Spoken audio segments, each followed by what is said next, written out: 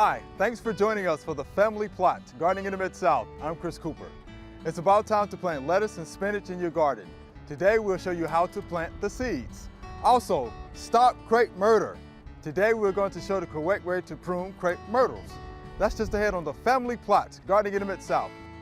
Production funding for the Family Plot, Gardening in the Mid-South is provided by Goodwin's Landscape and Garden Center in Germantown since 1943 and continuing to offer its plants for successful gardening with 7 greenhouses and 3 acres of plants, plus comprehensive landscape services. International Paper Foundation, the WKNO Production Fund, the WKNO Endowment Fund, and by viewers like you. Thank you.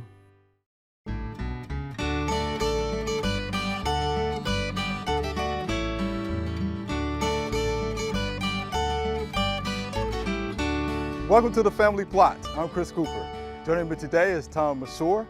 Tom is an Extension Master Gardener in Tipton County, and Wes Hopper will be joining us later to show us how to prune crepe myrtles.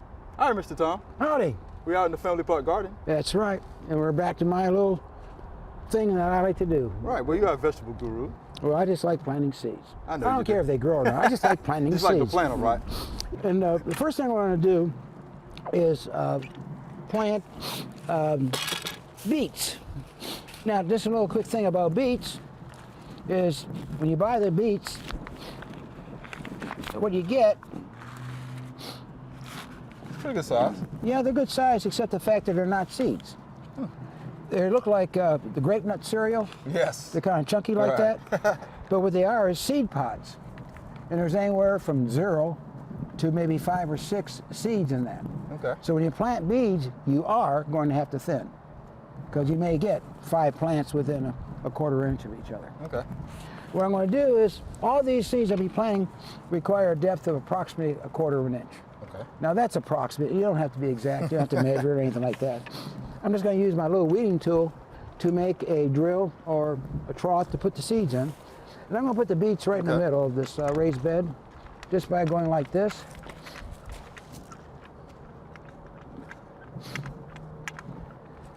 Since it's been previously tilled, it's okay. It comes up easy. Got a little rain last night, so part of it's a little wet. Actually, it's a lot wet. But that's all right, because if it wasn't wet, I would have to wet it anyway. I guess watering it would be good. And then all I want to do is broadcast the seeds. Now, all you do is want to broadcast them lightly. Those seeds are definitely hard to see in that soil. Yeah. Well, we know where they're at. Yeah. As long as I don't blink. And that's it. That's it. Okay. Now, I return the seeds back to his original envelope and close it up. Now, it's pretty important. This next step is relatively important in the fact that before you go on to the next row, when you get to my age, short-term memory goes quickly. So I will write what I put into that row before I move to the next one. Smart man.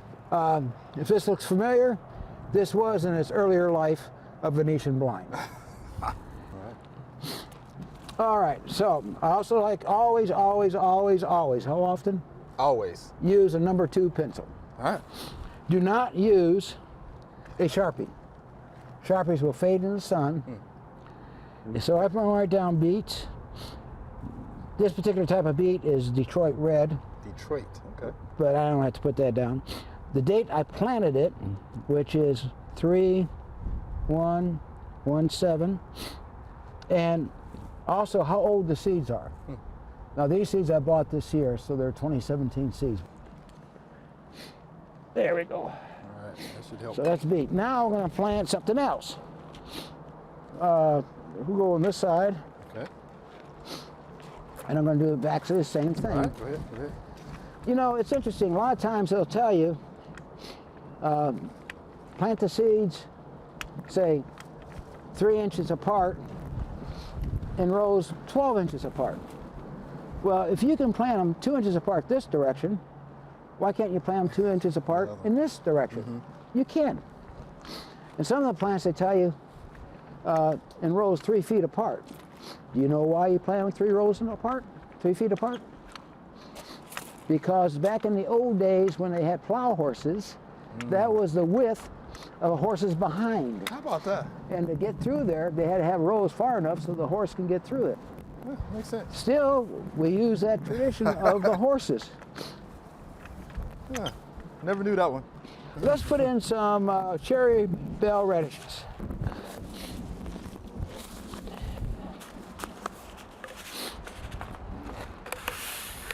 One of the things about like radish seeds, beet seeds, and so forth, you can go to a seed feed place, and they're a whole bunch cheaper because they sell them by the scoops. And just like all those radishes cost me 75 cents. All right. Okay, I want to test it, see if it works. That works. Oh yeah, it works great. That works. Again, thin.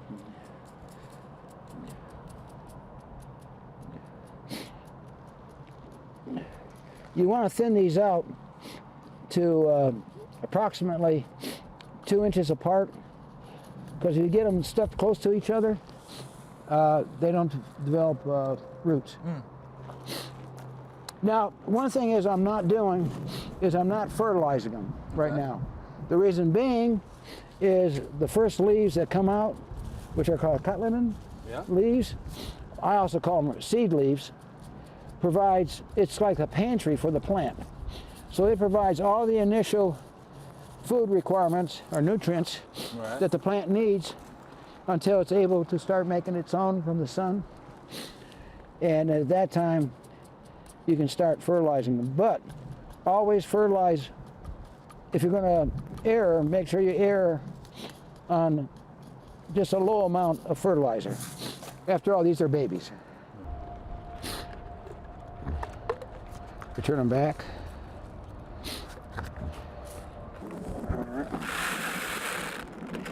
All right.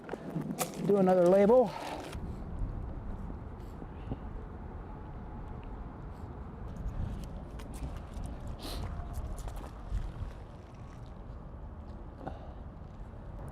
Of course, when they're coming up, you can tell the difference because the beets will have a red stem on it. All right, we want to put in... What are you putting in next? I'm going to put in some romaine lettuce. Lettuce. The romaine lettuce does very well here. It don't seem to have any bug problems. It's slow to bolt, whereas your lettuces do. These are really small seeds. You may notice I haven't covered them up yet. In gardening, you'll find that you use the back side of the garden rake more often than this side. And I use it for covering up the seeds. So we got them laid out, now we still got to cover them up. So you just go like that. Notice I did it this way so I don't spread the seeds from one row to the other. Right. And then I'm just going to go like that. Nice and flat.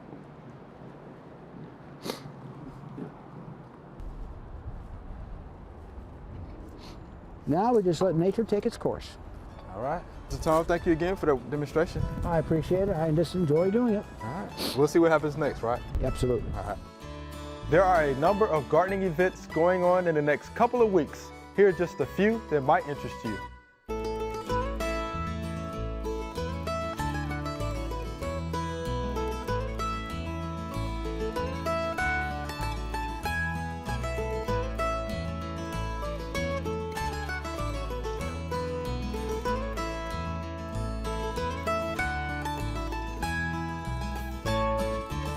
We're out at the Agri Center. I have Wes Hopper, certified arborist here. And Wes, we're going to stop the chop. Stop the chop. I We're going like to stop the chop. That's what Jason Reeves always says. it. Stop the chop. Yes. Can you show us the correct way to prune these crepe myrtles? I'll do the best I can. It's this looks like it's been a maintenance nightmare in the past, so we're going to look at it like artistic maintenance and try to prune this tree to where next year it won't require so much maintenance. And do it the proper way. So we'll start by being able to get to the tree. I use my hand pruners. and I'll remove these water sprouts that are going to poke me in the face as we're working. Okay. And also, since we're working, looking up most of the time, we'll throw our debris away so we don't trip over it while we're working. And there is a lot of old wounds on here. A lot. If it hits me in the face, I'm cutting it first. And also, on this tree, it has multiple stems. Notice I said tree. Tree. I did notice you said These have been trimmed like a hedge. Wow, okay. Crepe myrtle, just chopped, however you want to categorize it. It's a tree. When we certify arboretums, crepe myrtles are allowed on the list, and arboretum is a place where you can visit to learn how to identify trees. All right, now I mentioned multiple stems. Put these in my back pocket. And tell us what you mean by multiple stems. These are your stems right here. All right. There's 1, 2, 3, 4, 5 stems on here. Okay. It's getting kind of crowded. You see how this is clustered up over here? Yeah. We're gonna eliminate this stem and try to eliminate some of the maintenance. Okay. So we're gonna cut it in the middle so we don't have any tears, nice and slow. Put my handsaw back up. Nice clean cut. Nice clean cut. Look what I've done. I've opened it up. Wow. We may get this to look like a tree after all.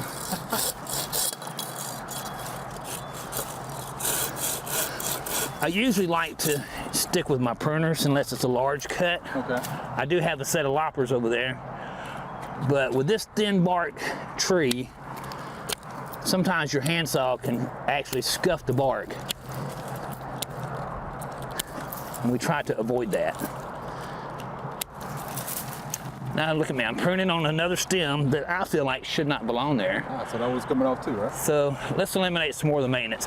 We're not going to have the perfect shape of the stems, but I'll come back later and cut those the rest of the way off. Okay. But Man, look, you really opened that thing up. now I've got it open. And you can tell that we're around grass, so that means lawnmowers Yes. And weed eaters. and weed eaters. So I think they could probably use a little Roundup at the base to keep the grass from growing around, to keep the mowers away. But in this case, the maintenance guys are going to see these long stems that shoot out as an eye poker, in which they are. Yeah. We got a bird nest right here. Yeah, I saw that. I don't think there's anything in it, but anytime you have wildlife in a tree, come back to it. Let the wildlife survive. And we're going to eliminate all this epicormic growth. And what kind of growth is that? Epicormic growth is growth that grows secondary. Okay. It's usually loosely attached, breaks easily, Like water sprouts. like water sprouts. Right.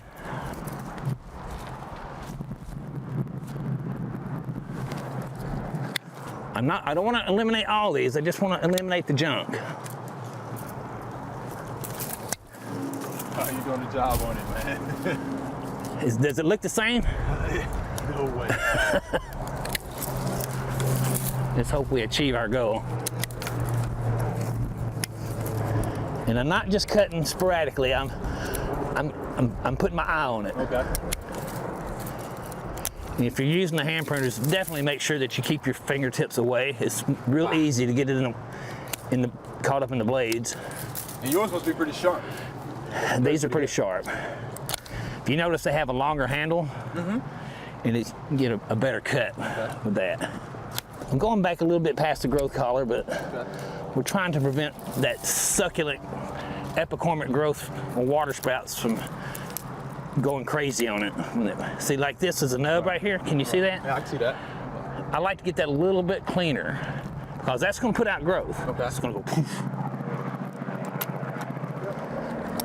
Couple more of these. Step back and take a look at it. We got a broken one at the top. We're going Yeah, I see a couple of them. we're going to tend to. Let's get rid of this one. And Chris, you can see where they came in before and they just went Yeah, right over the straight top. across the top. and just completely eliminated the upper canopy. That's a lot of work. You can see the piles of what I have on the ground. Yeah. As far as the commercial companies go that tend to the crepe myrtles, I don't know if they get paid by the pound to dump their material or what, but if you can eliminate some of the material you have to take to the landfill, then do it. Hey, Wes, don't give away their secrets now. They might be doing that. All right, let me grab my pole pruner here. Let's work on these tips. Now, when I prune the upper outer canopy, I just want to remove these the old seed pods. I'm just reaching up, putting some of these back. Now these are definitely going to put out growth when they come back out. Okay. And I clean cuts on those. And I still may need to come back and take some more off. This one's broke, so let's cut it right there. And I'm not just randomly cutting, I'm trying to cut it at a node, which a node is a point of where your buds break. See that I'm taking some of these off completely.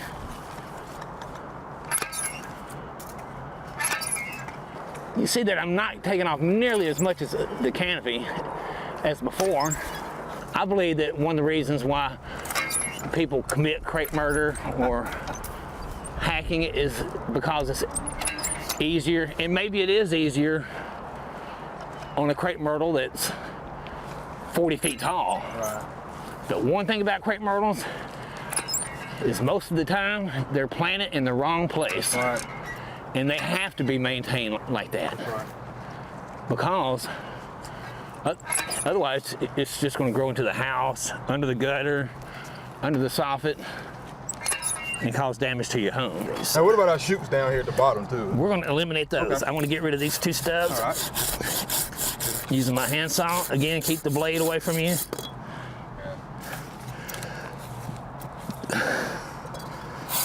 Well, what's something you've done this a time or two, man? A few times. Man.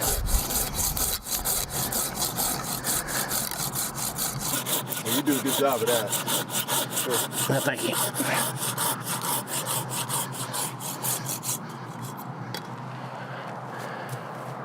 There we go. Wow. Looks like a whole different tree. Right. Yes. And now look, I got very little debris in comparison to what we would have had we just taken it all the way off. Okay. And I think it looks much better. Yeah. I guess we do have these shoots down here too. Oh, yeah, You knock yeah. those out for us. Yeah, these are the sucker sprouts. Yeah, so you want to get these low as you can get them. Now, if those keep coming back, what's the best way to, get them to slow down or get them to not come back? We get that question a lot. You just have to Personally, from my experience, when these sprout up during the summertime, cut them off then. them off. It's not so apt to grow back. And so if the part of the tree does not produce energy, like the rest of it, it'll start slowing down, and eventually you hope for it to stop putting out like that. Okay, good enough.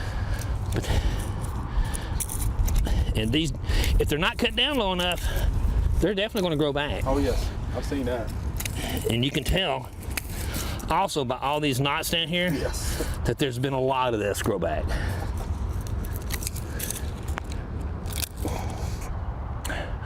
But this is how I feel like they should be pruned. All right, Wes, my friend. Thank you. Looks good, man. Definitely Thanks. appreciate that. Yes, sir. Thank you. We'll come back and see what it looks like later, huh? I will. I definitely want to see the results. All right. Thank you much.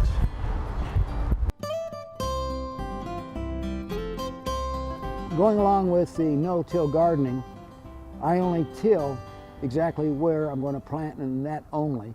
There are a couple of things you need to know about tilling with these cultivators. The center of it doesn't get cultivated because there's a hub.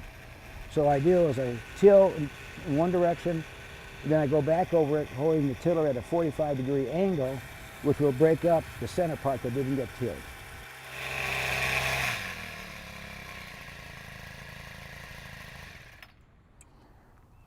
All right. Okay, the tilling is done. Now we need to smooth it out. And you'll find that you'll use the back end of the rake more than you will the tongs. Now that it's tilled and raked smoothly, it's ready to plant. All right, here's our Q&A session. You ready for this, Mr. Tom? I believe so. All right, here's our first viewer email. We are fans of your program. Thank you. We have a tree that's leaning, growing over the pool. Can you give any recommendations on what we can do to start straightening it out? Thanks in advance, Ray and Marilyn. We asked this question to Wes Hopper. A leaning tree or a crooked tree over a pool. I see it a lot. There's 2 recommendations that I have for that. One, if you can withstand being without the tree, is to give it a basal cut and remove the issue. The biggest thought that comes to my mind is why is the tree leaning? But if it's a healthy tree and it's leaning naturally, like growing towards the sunlight, I think you should subordinate the tree. We'll use this stick as an example. We'll take off any of the, what I call the pulling weight, which would be a lower branch, and you'll see this extended portion that goes out. We'll make several cuts and bring it back, and you've lightened the load. That's my suggestion. And you can still enjoy the tree, and you've just reduced a great amount of tension with that pulling wood being removed. Thanks, Wes. All right, here's our second viewer email. What type of media is best used when starting vegetable seeds indoors? And we just happen to have our vegetable guru here. So what do you think about that? The best, especially for fine seeds, Okay. is a germinating mix. Okay. And what do you mean by fine seeds? Fine is like, begonias. Oh. The seeds are so tiny. Yeah, they're small. It takes 1.2 million to make an ounce. Wow, that's small. That's very tiny. You have to have a bag find almost to see it. So real fine seeds, germinating mix is a necessity. Okay. But it works fine for all other plants. And you get one of those small bags of germinating mixes at nurseries or the big box stores or whatever.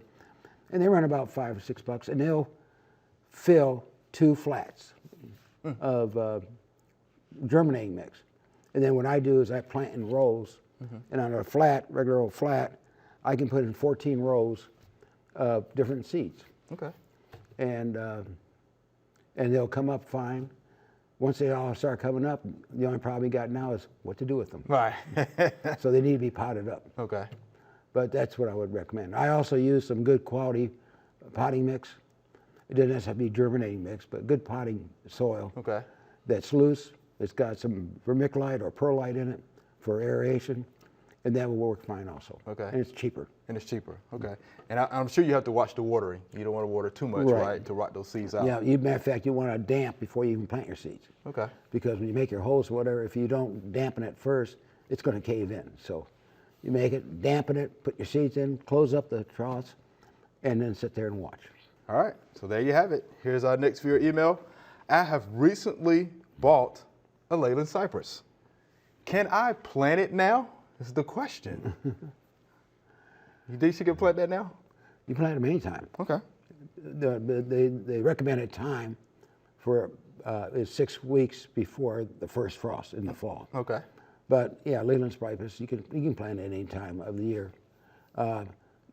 It depends. One thing is dependent though is it a potted plant or a bare root plant? If it's a potted plant, anytime. Right. Bare root should be planted in the fall so it can develop roots and get acclimatized to its location. Sure. If you try to put a bare root directly out in the summertime, be prepared for disaster. Yes. Now here's something about the Leyland cypress. All right. They are very susceptible to Ceridium canker. So know that if you plant a Leyland cypress, eventually somewhere down the line, if you don't keep it watered the way it should be watered regularly, especially if we have drought-like conditions, it will develop Ceridium canker, and that Ceridium canker will take that Leyland cypress out. So we're actually telling folks now to consider planting something else. Arborvitae, one that comes to mind is Green Giant. You know, that's a good replacement for the Leyland cypress. But if you plant a monoculture of these plants, if something happens to them, there's a big gap. So you have to be careful about that. Yeah, I put in a golden arbor verde and love it. But I never had them grow this big before, so. Well, must like your soil. Must like the location. Location. There you have it. All right. Thank you, Mr. Tone. That's all the time we have for today. Thank you. Appreciate it. All right. Remember, we love to hear from you. Send us an email or letter. The email address is familyplot@wkno.org, and the mailing address is Family Plot, 7151 Cherry Farms Road, Cordova, Tennessee 38016.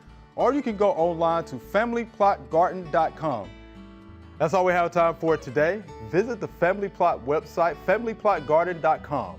You can watch individual segments and answers to viewer questions. If you want to rewatch something you saw on today's show or want to read extension publications about what we talked about, go to familyplotgarden.com. Thanks for watching. I'm Chris Cooper. We just got the first seeds in the ground and the whole growing season is in front of us. Be sure to join us next week for the Family Plot, Gardening in the Mid-South. Be safe.